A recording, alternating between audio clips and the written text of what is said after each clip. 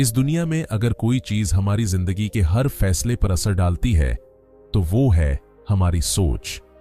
क्या आपने कभी सोचा है कि हम जल्दी जल्दी फैसले क्यों लेते हैं?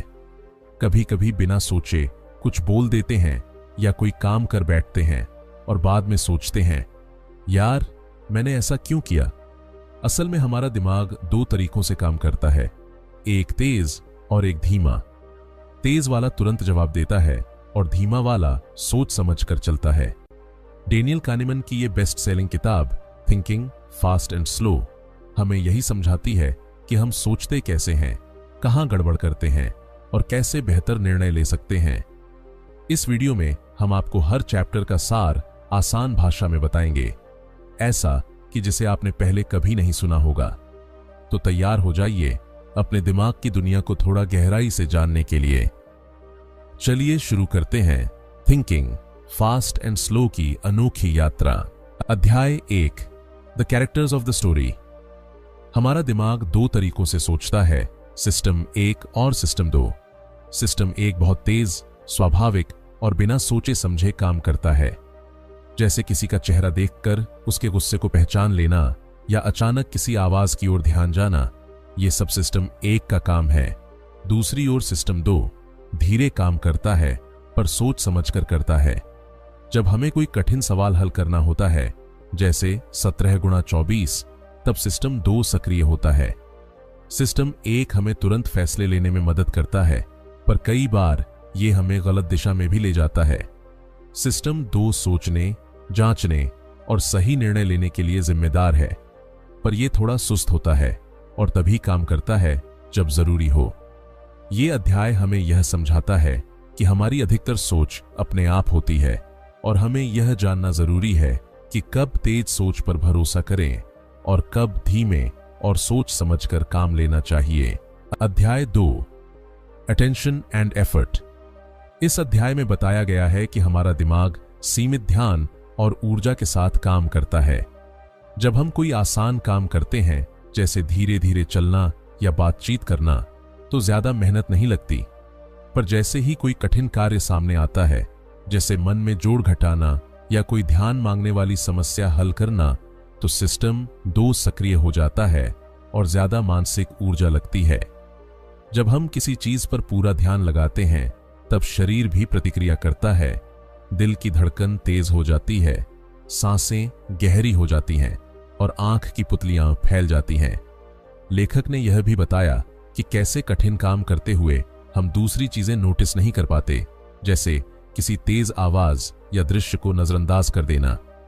यह अध्याय सिखाता है कि हमारा ध्यान और सोचने की ताकत सीमित है, इसलिए हमें सोच समझकर इसका इस्तेमाल करना चाहिए और जरूरत के अनुसार ही मेहनत करनी चाहिए। अध्याय 3, द लेजी कंट्रोलर। इस अध्याय में लेखक बताते हैं कि हमारा सिस्टम 2 अक्सर आलसी नियंत्रक की तरह बर्ताव करता है। मतलब जब तक बहुत जरूरी न हो, सिस्टम 2 एक्टिव नहीं होता। हम ज्यादातर समय सिस्टम 1 की ऑटोमेटिक सोच पर निर्भर रहते हैं, क्योंकि वो कम मेहनत मांगती है। लेकिन सिस्टम 1 की यही आदत हमें गलत फैसलों की ओर भी ले जाती है। उदाहरण के लिए, जब हम कोई सवाल जल्दी में पढ़ते हैं तो बिना ठीक से सोचे जवाब दे देते हैं, क्योंकि सिस्टम 2 ध्यान लगाने की मेहनत नहीं करना चाहता। हमारी सोच में यह सहजता कई बार भ्रम पैदा करती है। लेखक ने यह भी बताया कि जब हम थके होते हैं या जल्दी में होते हैं, तो सिस्टम 2 और भी सुस्त हो जाता है और हम बिना जांचे परखे निर्णय ले लेते हैं। यह अध्याय हमें यह समझाने की कोशिश करता है कि जागरूक रहना जरूरी है, ताकि जब जरूरत हो हम सिस्टम 2 को एक्टिव करके सही निर्णय ले सकें। अध्याय 4, द एसोसिएटिव मशीन। इस अध्याय में लेखक बताते हैं कि हमारा दिमाग एक एसोसिएटिव मशीन की तरह काम करता है। मतलब एक ख्याल से दूसरा ख्याल अपने आप जुड़ता चला जाता है। जब हम किसी शब्द या दृश्य को देखते हैं, तो उससे जुड़ी हुई यादें, भावनाएं और अनुभव तुरंत हमारे मन में आ जाते हैं। ये सब सिस्टम 1 की वजह से होता है। उदाहरण के तौर पर, अगर कोई आपसे कहे दुख, तो आपके दिमाग में उससे जुड़े चेहरे, घटनाएं या अनुभव खुद ब खुद आ जाएंगे। ये प्रक्रिया तेज, स्वाभाविक और बिना प्रयास के होती है। यही एसोसिएटिव सोच हमारी रोज की जिंदगी के फैसलों को भी प्रभावित करती है। लेखक बताते हैं कि जब एक विचार या भावना सक्रिय होती है तो वो शरीर और व्यवहार पर भी असर डालती है, जैसे मूड बदलना, आवाज का टोन या चेहरे के हाव भाव। यह अध्याय समझाता है कि हमारी सोच कितनी इंटरकनेक्टेड है और कैसे एक छोटा संकेत हमारी पूरी सोच की दिशा बदल सकता है। अध्याय 5, कॉग्निटिव ईज। इस अध्याय में लेखक बताते हैं कि जब कोई चीज हमारे दिमाग को आसान लगती है तो हम उसे ज्यादा सही, ज्यादा भरोसेमंद और ज्यादा अच्छा मानते हैं। इसे कहा जाता है कॉग्निटिव ईज, यानी मानसिक सहजता। जब कुछ समझना या पढ़ना आसान होता है तो सिस्टम एक उस पर तुरंत यकीन कर लेता है, जबकि जब चीजें कठिन होती हैं तो सिस्टम 2 एक्टिव होकर उसे जांचता है। उदाहरण के लिए, अगर एक मैसेज साफ फ़ॉन्ट में लिखा हो और बार बार दिखे तो हम उसे सच मानने लगते हैं, चाहे उसमें गलतियां हों। इसी तरह अगर कोई चेहरा बार बार देखा जाए तो हम उसे ज्यादा भरोसेमंद मान लेते हैं, क्योंकि वह हमारे दिमाग को परिचित लगता है। लेखक यह समझाते हैं कि कॉग्निटिव ईज हमें गलत आत्मविश्वास दे सकती है और हम बिना सोचे समझे किसी भी जानकारी को सच मान सकते हैं। इसलिए जरूरी है कि हम चीजों की आसानी से नहीं, बल्कि उनके तर्क और सच्चाई से मूल्यांकन करें। अध्याय 6, नॉर्म्स, सरप्राइज और कॉज। इस अध्याय में लेखक बताते हैं कि हमारा दिमाग हर समय एक सामान्य स्थिति यानी नॉर्म बना लेता है और उसी के आधार पर चीजों को समझता है। जब कोई घटना उस सामान्य सोच से मेल नहीं खाती तो हमें सरप्राइज होता है। यह सरप्राइज हमारे दिमाग को एक्टिव करता है और हम तुरंत कारण, कॉज, खोजने लगते हैं कि ऐसा क्यों हुआ। हमारा सिस्टम हर चीज को एक कहानी की तरह जोड़ने की कोशिश करता है। मतलब, अगर कुछ अलग दिखता है तो हम तुरंत सोचते हैं कि इसके पीछे क्या कारण हो सकता है। अक्सर ये कारण तर्कसंगत नहीं होते, लेकिन सिस्टम एक को तुरंत जवाब चाहिए, इसलिए वो जल्दीबाजी में कनेक्शंस बना लेता है। लेखक ये भी बताते हैं कि इंसान का दिमाग संयोग, कोइंसिडेंस को स्वीकार करना मुश्किल पाता है और इसलिए वो हर घटना के पीछे कोई न कोई वजह खोजने की कोशिश करता है, चाहे वो सही हो या नहीं। यही स्वाभाविक प्रवृत्ति हमारी सोच को कई बार भ्रमित कर देती है। अध्याय 7, एक मशीन जो जल्दी निष्कर्ष पर पहुंचने में माहिर है। सीमित जानकारी मिलती है तब भी हमारा दिमाग तुरंत कोई कहानी गढ़ लेता है और उस पर यकीन कर लेता है, चाहे वो सही हो या नहीं। इसे ही लेखक ने जंपिंग टू कंक्लूजन्स कहा है। उदाहरण के लिए, अगर कोई व्यक्ति बिना मुस्कुराए आपसे बात करे तो आप तुरंत सोच सकते हैं कि वो रूखा है या नाराज है, जबकि असलियत कुछ और भी हो सकती है। सिस्टम एक को जल्दी जवाब चाहिए होता है, इसलिए वो अनुमान लगा लेता है और सिस्टम 2 अक्सर उस पर सवाल नहीं उठाता। लेखक यह भी बताते हैं कि ये आदत हमारी सोच को सीमित कर सकती है, खासकर जब हम अपनी मान्यताओं के अनुसार ही नए तथ्यों की व्याख्या करने लगते हैं। यह अध्याय हमें सिखाता है कि हमें सोचते समय थोड़ी सावधानी और धैर्य अपनाना चाहिए, ताकि हम अधूरी जानकारी से गलत नतीजे न निकालें। अध्याय 8, हाउ जजमेंट्स हैपन। इस अध्याय में लेखक बताते हैं कि हम अपने निर्णय कैसे बनाते हैं। हमारा दिमाग अक्सर भावनाओं, अनुभवों और आसान संकेतों पर निर्भर करता है, न कि ठोस तथ्यों पर। सिस्टम 1 तेजी से काम करता है और तुरंत कोई राय बना लेता है, जबकि सिस्टम 2 धीरे चलता है और हर पहलू को ध्यान से देखने की कोशिश करता है, लेकिन वो हर बार सक्रिय नहीं होता। जब हम किसी इंसान या स्थिति का मूल्यांकन करते हैं तो हमारा दिमाग जल्दी से एसोसिएशंस बनाता है। जैसे, अगर कोई व्यक्ति आत्मविश्वासी लगे तो हम मान लेते हैं कि वो काबिल भी होगा, भले ही हमारे पास कोई सबूत न हो। इसे ही इंट्यूटिव जजमेंट कहा गया है। लेखक बताते हैं कि हमारी जजमेंट्स में कई बार बायस यानी झुकाव आ जाता है, क्योंकि हम इनकम्प्लीट या गलत जानकारी के आधार पर निष्कर्ष निकाल लेते हैं। ये अध्याय हमें यह समझने में मदद करता है कि सही निर्णय लेने के लिए सिर्फ भावना नहीं, तर्क और ध्यान भी जरूरी है। अध्याय 9, आंसरिंग एन ईजियर क्वेश्चन। इस अध्याय में लेखक बताते हैं कि जब हमसे कोई कठिन सवाल पूछा जाता है तो हमारा दिमाग अक्सर उस सवाल का जवाब देने के बजाय उससे मिलता जुलता कोई आसान सवाल खुद बना लेता है और उसका जवाब दे देता है और हमें पता भी नहीं चलता। इस प्रक्रिया को सब्स्टिट्यूशन कहा गया है। उदाहरण के लिए, अगर आपसे पूछा जाए क्या आप इस नेता पर भरोसा करते हैं, तो आप सोचने की बजाय ये पूछ बैठते हैं क्या मुझे ये नेता पसंद है, और फिर उसी के आधार पर जवाब देते हैं। यह सिस्टम एक का तरीका है जो मेहनत से बचने के लिए शॉर्टकट लेता है। लेखक बताते हैं कि हम अक्सर ऐसे सवालों में फंस जाते हैं जहां हमें लगता है कि हम सही सोच रहे हैं, लेकिन असल में हम आसान रास्ता चुन रहे होते हैं। ये अध्याय हमें यह सिखाता है कि अपने विचारों और प्रतिक्रियाओं पर ध्यान देना जरूरी है, ताकि हम जरूरी समय पर असली सवाल से भागने की बजाय सही सोच का इस्तेमाल करें। अध्याय 10, the law of small numbers. इस अध्याय में लेखक समझाते हैं कि लोग अक्सर छोटी संख्या या छोटे डेटा सैंपल से बड़े नतीजे निकालने की गलती करते हैं। हमारा दिमाग यह मान लेता है कि जो छोटे ग्रुप में दिख रहा है वही पूरे सिस्टम में भी सही होगा, जबकि यह जरूरी नहीं होता। इसे ही लेखक ने लॉ ऑफ स्मॉल नंबर्स कहा है। उदाहरण के लिए, अगर किसी छोटे स्कूल में टॉप स्टूडेंट्स निकले तो लोग मान लेते हैं कि वो स्कूल सबसे अच्छा है, बिना यह सोचे कि वहां स्टूडेंट्स की संख्या कम थी और नतीजे संयोग से भी आ सकते हैं। छोटे सैंपल में उतार चढ़ाव ज्यादा होते हैं, लेकिन हम इन्हें भी पैटर्न समझने लगते हैं। लेखक बताते हैं कि आंकड़ों की सही समझ न होने की वजह से हम कई बार गलत फैसले लेते हैं, चाहे वो निवेश हो, इलाज हो या परफॉर्मेंस का मूल्यांकन। यह अध्याय हमें सिखाता है कि छोटे डेटा पर भरोसा करने से पहले सोच विचार जरूर करना चाहिए। अध्याय 11, एंकर्स।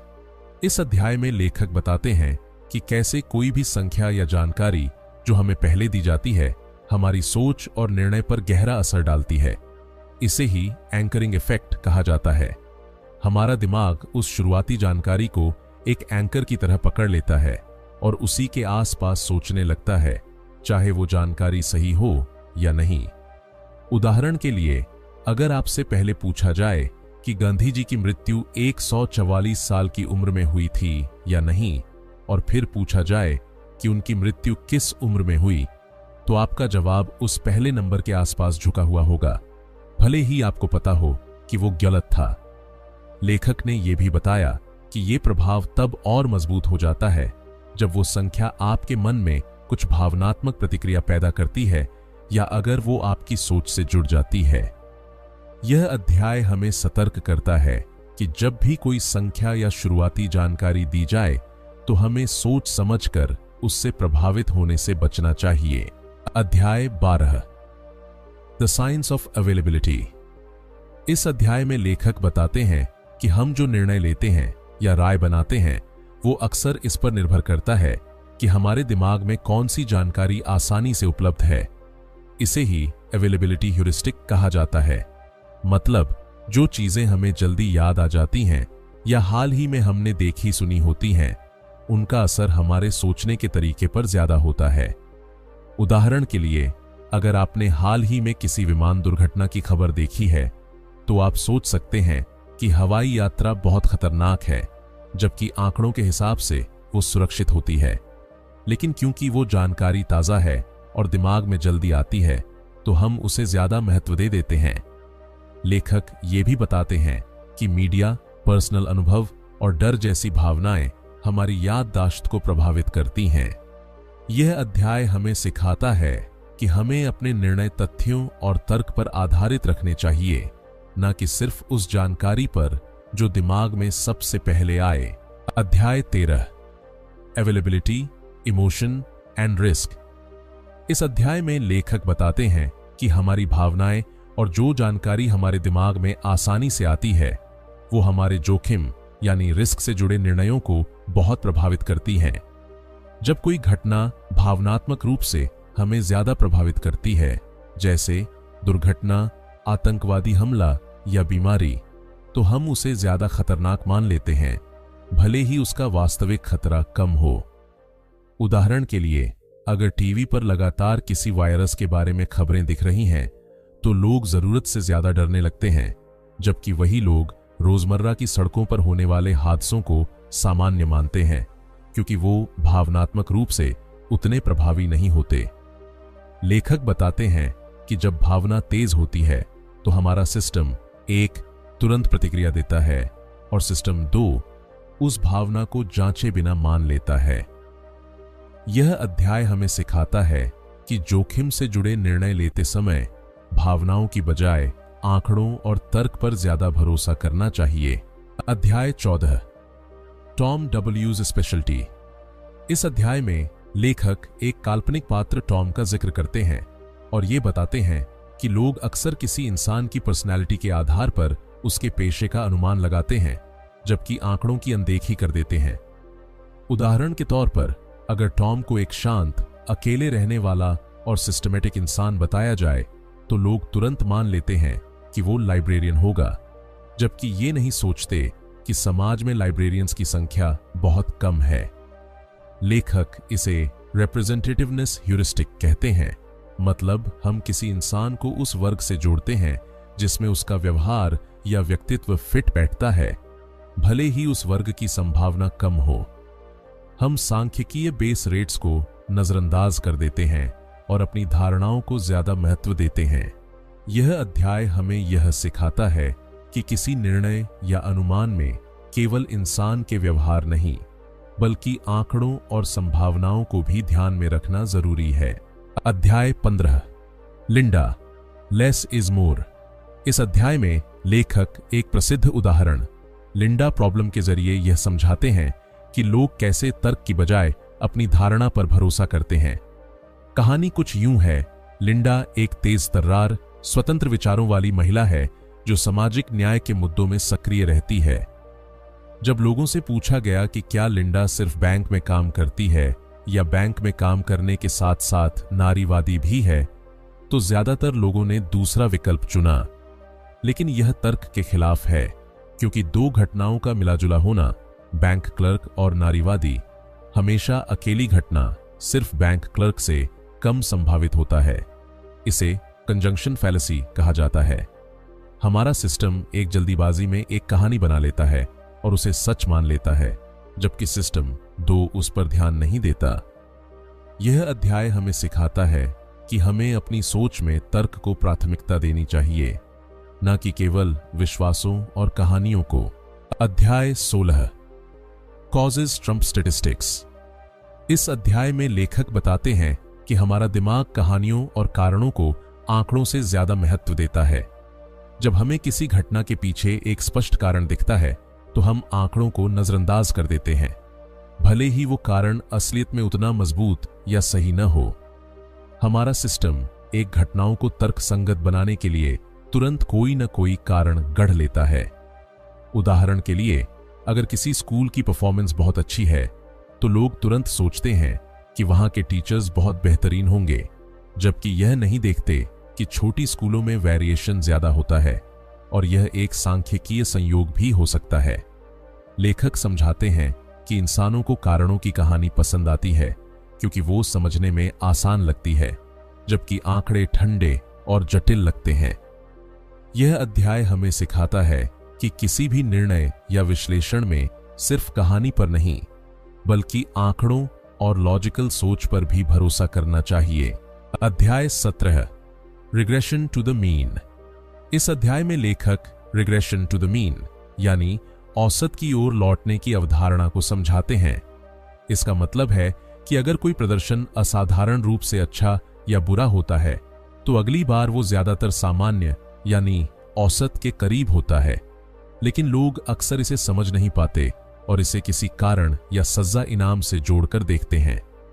उदाहरण के लिए, अगर कोई स्टूडेंट एक बार बहुत अच्छे नंबर लाता है तो अगली बार उसके नंबर थोड़े कम आ सकते हैं और लोग सोचते हैं कि वो मेहनत कम कर रहा है, जबकि ये स्वाभाविक उतार चढ़ाव होता है। लेखक बताते हैं कि इंसान पैटर्न खोजने की आदत में इस सामान्य सांख्यिकीय सिद्धांत को नजरअंदाज कर देता है। हम समझते हैं कि हर बदलाव के पीछे कोई ठोस कारण होता है, जबकि कई बार वो बस औसत की ओर लौटने का सामान्य नियम होता है। यह अध्याय हमें सिखाता है कि हमें हर उतार चढ़ाव में कारण ढूंढने की बजाय आंकड़ों की समझ रखनी चाहिए। अध्याय 18 टेमिंग इंट्यूटिव प्रेडिक्शंस। इस अध्याय में लेखक बताते हैं कि हम जब भी किसी चीज का पूर्वानुमान लगाते हैं, जैसे किसी स्टूडेंट के ग्रेड्स या किसी बिजनेस की सफलता, तो हम अक्सर जल्दीबाजी में और आत्मविश्वास के साथ अनुमान लगा लेते हैं। हमारा सिस्टम एक तुरंत कोई धारणा बना लेता है और हम उस पर यकीन भी कर लेते हैं, भले ही डेटा या आंकड़े उसे सपोर्ट न करते हों। लेखक कहते हैं कि सही भविष्यवाणी करने के लिए हमें 2 चीजें करनी चाहिए। पहले, उस घटना के औसत या बेस रेट को ध्यान में रखना चाहिए और फिर जो जानकारी हमारे पास है उसे उसके अनुसार समायोजित करना चाहिए। इसे रेग्रेशन बेस्ड प्रेडिक्शन कहा जाता है। उदाहरण के लिए, अगर कोई छात्र इंटरव्यू में बहुत अच्छा प्रदर्शन करता है तो हमें उसके पिछले रिकॉर्ड्स और औसत स्कोर को भी ध्यान में रखना चाहिए, न कि सिर्फ इंटरव्यू के इंप्रेशन पर निर्णय लेना चाहिए। यह अध्याय सिखाता है कि बेहतर निर्णय लेने के लिए हमें अपनी इंट्यूटिव सोच को आंकड़ों के साथ संतुलित करना चाहिए। अध्याय 19 द इल्यूजन ऑफ अंडरस्टैंडिंग। इस अध्याय में लेखक बताते हैं कि इंसान को ऐसा भ्रम होता है कि वो दुनिया और घटनाओं को अच्छे से समझता है, जबकि असल में हमारी समझ बहुत सीमित और अधूरी होती है। जब कोई घटना घट जाती है तो हम पीछे मुड़कर उसे एक स्पष्ट और तर्कसंगत कहानी में बदल लेते हैं, जैसे कि यह होना ही था। इसी को हिंडसाइट बायस कहा जाता है। हम सोचते हैं कि हम पहले से ही सब कुछ समझ सकते थे, लेकिन असलियत यह है कि भविष्य अनिश्चित होता है और कई घटनाएं केवल संयोग का नतीजा होती है। पर इंसानी दिमाग अनिश्चितता से असहज होता है, इसलिए वो घटनाओं को एक सीधी, समझ आने वाली कहानी में ढाल देता है। लेखक बताते हैं कि यह भ्रम कि हम सब कुछ समझते हैं हमारे निर्णयों को गलत दिशा में ले जा सकता है। यह अध्याय हमें सिखाता है कि जरूरी है हम अपनी सीमाओं को पहचानें और हर घटना के पीछे सिर्फ कहानियां न गढ़ें, बल्कि अनिश्चितता को भी स्वीकार करें। अध्याय 20 द इल्यूजन ऑफ वैलिडिटी। इस अध्याय में लेखक बताते हैं कि जब किसी का आत्मविश्वास बहुत ज्यादा होता है तो लोग मान लेते हैं कि उसका निर्णय या अनुमान जरूर सही होगा, लेकिन ज्यादा आत्मविश्वास सही होने की गारंटी नहीं देता। इसे ही इल्यूजन ऑफ वैलिडिटी कहा जाता है। मतलब, हम अपने अनुमान पर इतना भरोसा कर लेते हैं कि हमें यह लगता है कि वह निश्चित रूप से सही है, भले ही उसके पीछे कोई मजबूत आधार न हो। उदाहरण के लिए, अगर कोई निवेश विशेषज्ञ बहुत आत्मविश्वास से किसी शेयर को चुनता है तो लोग मान लेते हैं कि वो शेयर अच्छा ही होगा, जबकि उसका प्रदर्शन सिर्फ किस्मत या समय पर भी निर्भर कर सकता है। लेखक बताते हैं कि हम पैटर्न्स को पकड़ने की कोशिश में कई बार ऐसी चीजों को भी पैटर्न मान लेते हैं जो असल में बस रैंडमनेस होती है। यह अध्याय हमें सावधान करता है कि आत्मविश्वास और सटीकता 2 अलग चीजें हैं और हर बार भरोसा नहीं करना चाहिए सिर्फ इस पर कि कोई कितनी दृढ़ता से कुछ कह रहा है। अध्याय 21 इंट्यूशंस वर्सेस फॉर्मूलाज। इस अध्याय में लेखक बताते हैं कि जब बात भविष्यवाणी या निर्णय लेने की आती है तो लोग अक्सर अपने अनुभव और अंतर्ज्ञान यानी इंट्यूशन पर भरोसा करते हैं, जबकि रिसर्च बताती है कि सरल गणितीय सूत्र या नियम ज्यादा सही और स्थिर परिणाम देते हैं।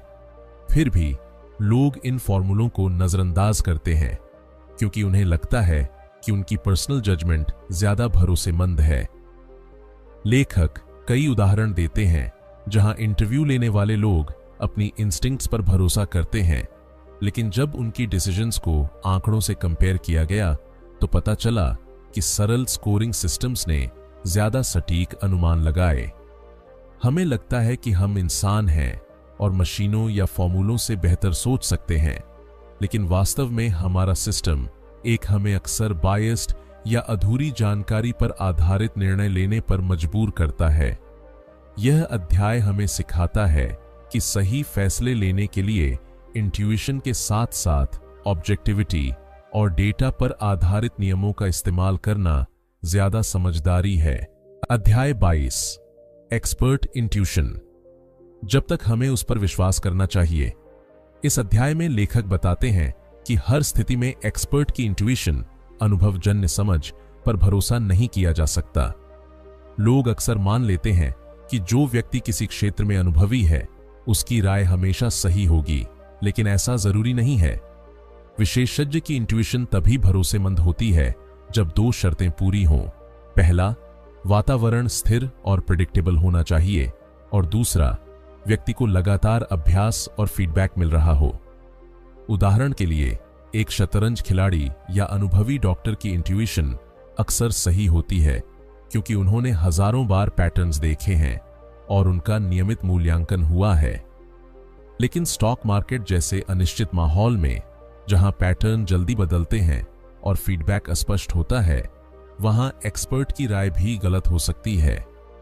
यह अध्याय हमें सिखाता है कि ब्लाइंड फेथ से बचना चाहिए और सोच समझकर तय करना चाहिए कि कब किसी विशेषज्ञ की बात माननी है और कब नहीं। अध्याय 23, द आउटसाइड व्यू। इस अध्याय में लेखक समझाते हैं कि जब हम किसी प्रोजेक्ट या योजना की योजना बनाते हैं तो हम अक्सर इनसाइड व्यू से सोचते हैं, यानी हम अपनी योजना, मेहनत और क्षमताओं पर ज्यादा भरोसा करते हैं और संभावित बाधाओं या देरियों को कम आंकते हैं। इस वजह से ज्यादातर प्रोजेक्ट्स में समय, पैसा और संसाधन अनुमान से ज्यादा लगते हैं। लेखक सलाह देते हैं कि ऐसे समय पर आउटसाइड व्यू अपनाना जरूरी है, मतलब अपने प्रोजेक्ट को एक ब्रॉडर संदर्भ में देखना। उदाहरण के लिए, पहले से हुए ऐसे ही प्रोजेक्ट्स के परिणामों को देखना और उनकी तुलना अपने प्रोजेक्ट से करना। इससे हमें ज्यादा यथार्थवादी अनुमान मिलते हैं और हम जरूरी जोखिमों को बेहतर समझ पाते हैं। यह अध्याय हमें सिखाता है कि केवल आत्मविश्वास और उत्साह के आधार पर योजना बनाना गलती हो सकती है। बेहतर निर्णय लेने के लिए हमें व्यक्तिगत सोच से बाहर निकलकर आंकड़ों और बाहरी अनुभवों को भी शामिल करना चाहिए। अध्याय 24, द इंजन ऑफ कैपिटलिज्म। इस अध्याय में लेखक बताते हैं कि कैपिटलिज्म की असली ताकत है अत्यधिक आत्मविश्वास। एंटरप्रेन्योर्स अक्सर नए बिजनेस या प्रोजेक्ट की शुरुआत करते समय इस बात पर विश्वास कर लेते हैं कि उनका आइडिया जरूर सफल होगा, भले ही आंकड़े कुछ और कहें। सच तो यह है कि अधिकतर नए बिजनेस फेल हो जाते हैं, लेकिन फिर भी लोग जोखिम उठाते हैं क्योंकि उन्हें अपनी योजना, टीम और एग्जीक्यूशन पर जरूरत से ज्यादा भरोसा होता है। यही ओवर कॉन्फिडेंस उन्हें आगे बढ़ने की हिम्मत देता है। लेखक यह भी बताते हैं कि अगर लोग केवल आंकड़ों पर भरोसा करें तो शायद कोई नया बिजनेस शुरू ही न करे। पर समाज को आगे बढ़ाने के लिए ऐसे लोग जरूरी हैं जो फेलियर की परवाह किए बिना नया सोचें और करें। यह अध्याय समझाता है कि भले ही ओवर कॉन्फिडेंस कई बार गलत साबित होता है, पर यही भावना इनोवेशन और तरक्की की नींव भी रखती है। अध्याय 25, बर्नौली की त्रुटियां। इस अध्याय में लेखक बताते हैं कि आर्थिक निर्णय लेते समय हम अक्सर पुराने सिद्धांतों जैसे कि बर्नौली के यूटिलिटी थ्योरी पर भरोसा करते हैं, जिसमें माना गया है कि लोग तर्क के आधार पर अधिक लाभ वाला विकल्प चुनते हैं। लेकिन व्यवहार में लोग हमेशा तर्क से काम नहीं लेते, बल्कि उनकी सोच पिछले अनुभवों, डर और भावनाओं से प्रभावित होती है। उदाहरण के लिए, दो लोगों के पास 1 लाख रुपए का लाभ पाने का मौका है, पर एक के लिए वो पूरी दौलत है और दूसरे के लिए एक छोटा हिस्सा। दोनों के लिए उस 1 लाख रुपए की वैल्यू एक जैसी नहीं होगी, क्योंकि वो अपने संदर्भ और मौजूदा स्थिति के हिसाब से सोचेंगे। लेखक बताते हैं कि बर्नौली की थ्योरी लोगों की असल सोच को पूरी तरह नहीं पकड़ पाती। यह अध्याय समझाता है कि हमारी निर्णय लेने की प्रक्रिया पूरी तरह तर्कसंगत नहीं होती। हम अपने वर्तमान स्थिति और संभावित बदलावों को ज्यादा महत्व देते हैं, न कि केवल अंतिम परिणाम को। अध्याय 26, प्रोस्पेक्ट थ्योरी। इस अध्याय में लेखक बताते हैं कि लोग निर्णय लेते समय संभावित लाभ, गेन और हानि, लॉस को समान रूप से नहीं देखते। बर्नौली की यूटिलिटी थ्योरी के विपरीत प्रोस्पेक्ट थ्योरी कहती है कि लोग हानि से बचने के लिए लाभ पाने से कहीं ज्यादा मेहनत करते हैं। मतलब हमें रुपये 100 खोने का दुख रुपये 100 पाने की खुशी से ज्यादा तीव्र लगता है। लेखक समझाते हैं कि हमारे दिमाग में एक रेफरेंस पॉइंट होता है, यानी हमारी वर्तमान स्थिति, और हम उसी के आधार पर सोचते हैं कि कुछ फायदा है या नुकसान। अगर हमें कोई ऑफर ऐसा लगे कि उसमें नुकसान का खतरा है तो हम ज्यादा डर जाते हैं, भले ही आंकड़े कहें कि लाभ की संभावना ज्यादा है। यह अध्याय हमें यह सिखाता है कि इंसानों की सोच पूरी तरह तर्कसंगत नहीं होती और हमारी भावनाएं विशेष रूप से हानि के डर से हमारे फैसलों को गहराई से प्रभावित करती हैं। अध्याय 27 द एंडाउमेंट इफेक्ट। इस अध्याय में लेखक बताते हैं कि लोग जिस चीज के मालिक बन जाते हैं उसकी कीमत उनके लिए ज्यादा बढ़ जाती है। इसे ही कहा जाता है एंडाउमेंट इफेक्ट। मतलब कोई चीज अगर आपकी है तो आप उसे ज्यादा मूल्यवान मानते हो, भले ही मार्केट में उसकी कीमत उतनी न हो। उदाहरण के लिए, अगर किसी को एक मग मुफ्त में दे दिया जाए और बाद में उससे पूछा जाए कि वह इसे कितने में बेचेगा, तो वह इसकी कीमत उस इंसान से कहीं ज्यादा बताएगा जो वही मग खरीदने के बारे में सोच रहा हो। यह प्रभाव दिखाता है कि हम वस्तुओं से भावनात्मक रूप से जुड़ जाते हैं और लॉस को ज्यादा बड़ा महसूस करते हैं, भले ही वह वास्तविक न हो। लेखक यह भी समझाते हैं कि यह व्यवहार निवेश, खरीदारी और अन्य निर्णयों को प्रभावित करता है, जहां हम तर्क से नहीं बल्कि ओनरशिप की भावना से सोचने लगते हैं। यह अध्याय हमें सिखाता है कि कभी-कभी चीजों का मोह हमारी समझ पर भारी पड़ जाता है। अध्याय 28 बैड इवेंट्स। इस अध्याय में लेखक बताते हैं कि हमारा दिमाग बुरी घटनाओं बैड इवेंट्स को अच्छे अनुभवों की तुलना में ज्यादा गहराई से महसूस करता है। यानी जब कोई नकारात्मक अनुभव होता है तो उसका असर हमारे मूड, निर्णय और यादों पर ज्यादा और लंबे समय तक रहता है। इसे ही नेगेटिविटी बायस कहा जाता है। उदाहरण के लिए, अगर आपको दिन भर में 5 अच्छी बातें और एक बुरा अनुभव हो, तो आपका दिमाग उस एक बुरी घटना को ज्यादा याद रखेगा और वही आपके पूरे दिन को प्रभावित कर सकती है। इसी वजह से लोग अक्सर नुकसान से बचने के लिए जोखिम नहीं उठाते, भले ही लाभ की संभावना ज्यादा हो। लेखक यह भी समझाते हैं कि यह प्रवृत्ति एवोल्यूशनरी है। हमारे पूर्वजों के लिए खतरे को पहचानना जरूरी था, इसलिए हमारा दिमाग बुरे अनुभवों पर जल्दी और तीव्र प्रतिक्रिया देता है। यह अध्याय हमें यह समझने में मदद करता है कि हमारी सोच और भावनाएं बुरे अनुभवों से कितनी गहराई से प्रभावित होती हैं और कैसे हमें इससे सतर्क रहना चाहिए। अध्याय 29 द फोरफोल्ड पैटर्न। इस अध्याय में लेखक समझाते हैं कि लोग जोखिम के प्रति हमेशा एक जैसे व्यवहार नहीं करते, बल्कि उनका रवैया इस पर निर्भर करता है कि वह लाभ या हानि की स्थिति में है और संभावना कितनी है। इसी को 4 गुणा पैटर्न कहा जाता है। इस पैटर्न के अनुसार जब लाभ की संभावना बहुत ज्यादा होती है तो लोग सुरक्षित विकल्प चुनते हैं, लेकिन जब लाभ की संभावना बहुत कम होती है तब लोग जोखिम लेने को तैयार हो जाते हैं।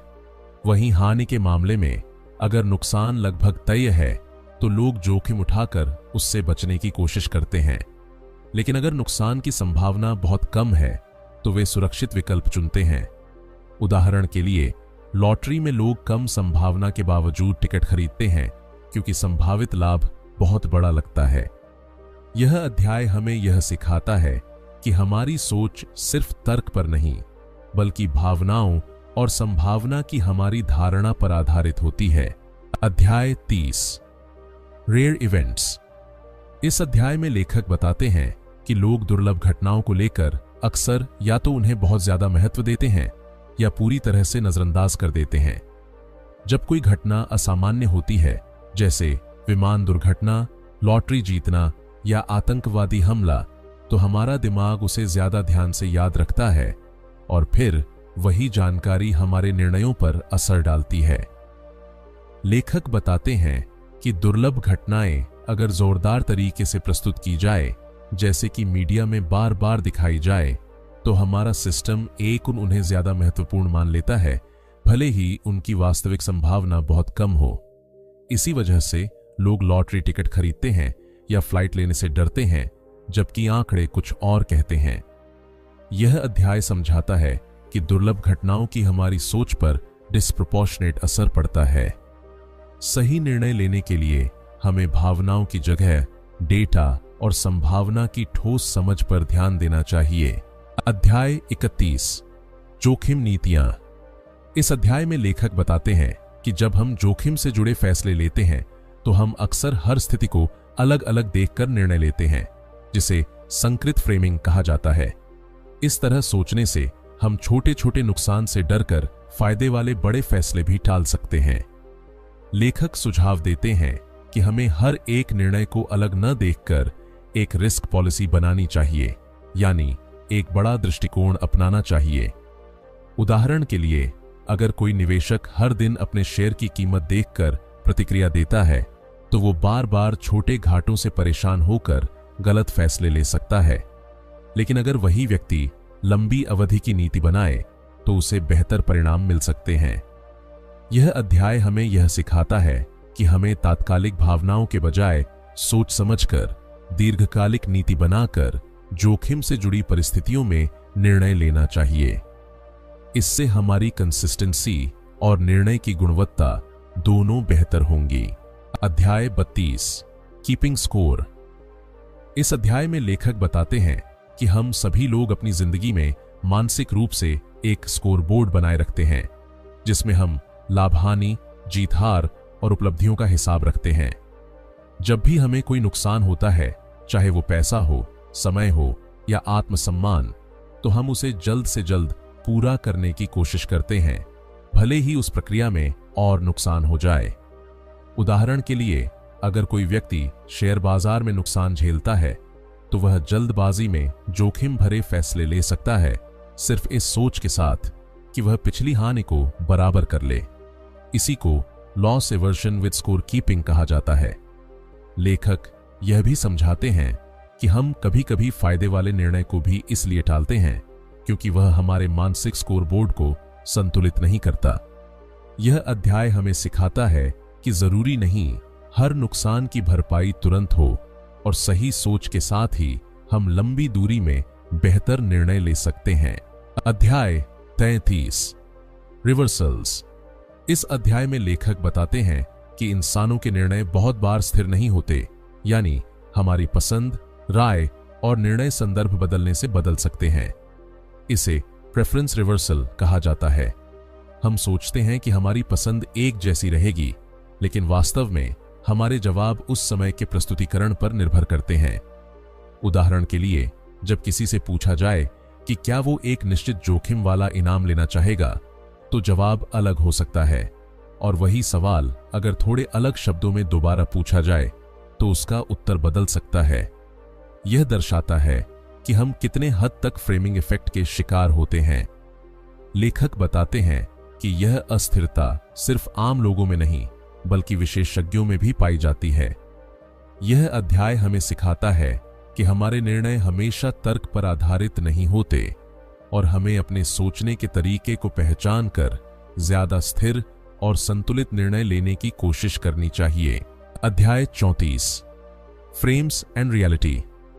इस अध्याय में लेखक बताते हैं कि हम जिस तरह से किसी जानकारी को प्रस्तुत करते हैं, उसी के आधार पर हमारा निर्णय बदल सकता है, भले ही वास्तविकता वही हो। इसे ही फ्रेमिंग इफेक्ट कहा जाता है, यानी अगर एक ही बात को दो अलग अलग तरीकों से कहा जाए, एक सकारात्मक रूप में और एक नकारात्मक रूप में, तो हम अलग अलग तरीके से प्रतिक्रिया देते हैं। उदाहरण के लिए, अगर कहा जाए कि इस इलाज से 90% मरीज बच जाते हैं, तो लोग इसे सकारात्मक मानते हैं। लेकिन अगर यही कहा जाए कि 10% मरीज मर जाते हैं, तो डर बढ़ जाता है, जबकि दोनों बातों का अर्थ एक ही है। लेखक समझाते हैं कि हमारा सिस्टम एक भावनाओं और शब्दों के असर में जल्दी आ जाता है और सोचने का तरीका बदल जाता है। यह अध्याय हमें सिखाता है कि हमें निर्णय लेते समय शब्दों की सजावट से हटकर असली तथ्यों और अर्थ को समझना चाहिए, तभी हम सही और संतुलित फैसले ले पाएंगे। अध्याय 35 दो स्व। इस अध्याय में लेखक बताते हैं कि हर इंसान के भीतर दो स्व होते हैं। एक है एक्सपीरियंसिंग सेल्फ, जो वर्तमान में चीजों को महसूस करता है, और दूसरा है रिमेंबरिंग सेल्फ, जो उन अनुभवों को याद रखता है और उनके आधार पर कहानियां बनाता है। हमारी ज्यादातर जिंदगी के फैसले रिमेंबरिंग सेल्फ लेता है, जबकि एक्सपीरियंसिंग सेल्फ की भावनाएं और तकलीफें कई बार अनदेखी रह जाती हैं। उदाहरण के लिए, कोई लंबा सफर अगर ज्यादातर अच्छा रहा लेकिन अंत में थोड़ी तकलीफें हुई, तो रिमेंबरिंग सेल्फ पूरी ट्रिप को खराब मान लेता है, जबकि हकीकत में वो अनुभव ज्यादातर सुखद था। यही वजह है कि लोग कभी कभी ऐसे फैसले लेते हैं जो उन्हें खुश करने के बजाय केवल अच्छी यादें देने वाले लगते हैं। यह अध्याय हमें यह समझाता है कि अगर हम केवल यादों के आधार पर निर्णय लेंगे तो हम वर्तमान के सुख और सच्चे अनुभवों को खो सकते हैं। संतुलन बनाए रखना जरूरी है, दोनों सेल्व्स की बात सुनना जरूरी है। अध्याय 36 लाइफ एज अ स्टोरी। इस अध्याय में लेखक बताते हैं कि इंसान अपने जीवन को एक कहानी की तरह जीता और याद करता है। हम अपने अनुभवों को एक एक पल के बजाय एक संपूर्ण कहानी के रूप में समझते हैं, जिसमें शुरुआत, क्लाइमैक्स और अंत होता है। हमारे निर्णय और यादें इस पर निर्भर करते हैं कि उस अनुभव का अंत कैसा था, भले ही पूरी प्रक्रिया कैसी भी रही हो। उदाहरण के लिए, अगर किसी यात्रा का आखिरी दिन बहुत खराब रहा हो, तो हम पूरी यात्रा को खराब मान सकते हैं, भले ही बाकी के दिन शानदार रहे हों। इसका कारण यह है कि हमारा रिमेंबरिंग सेल्फ हर अनुभव को कहानी की तरह प्रोसेस करता है और अंत का प्रभाव सबसे ज्यादा होता है। लेखक बताते हैं कि हम डिसीजंस भी इसी आधार पर लेते हैं। जो कहानी हमें सबसे अच्छी लगती है, हम उसी को चुनते हैं। यह अध्याय सिखाता है कि जिंदगी को बेहतर समझने के लिए हमें अनुभवों को कहानी नहीं, बल्कि पल पल की सच्चाई के रूप में भी देखना सीखना चाहिए। अध्याय 37 एक्सपीरियंस्ड वेल-बीइंग। इस अध्याय में लेखक बताते हैं कि हमारी वेल-बीइंग यानी भलाई को दो तरीकों से मापा जा सकता है। एक होता है एक्सपीरियंशियल वेल-बीइंग, जो बताता है कि हम अपने रोजमर्रा के पलों में कितनी खुशी या दुख महसूस करते हैं, और दूसरा है इवैल्यूएटिव वेल-बीइंग, जो बताता है कि हम अपनी पूरी जिंदगी को कितनी संतुष्ट या सफल मानते हैं। रिसर्च के अनुसार ज्यादा पैसा जरूरी चीजों तक पहुंच तो देता है, लेकिन एक सीमा के बाद वह रोज की खुशी में ज्यादा बदलाव नहीं लाता।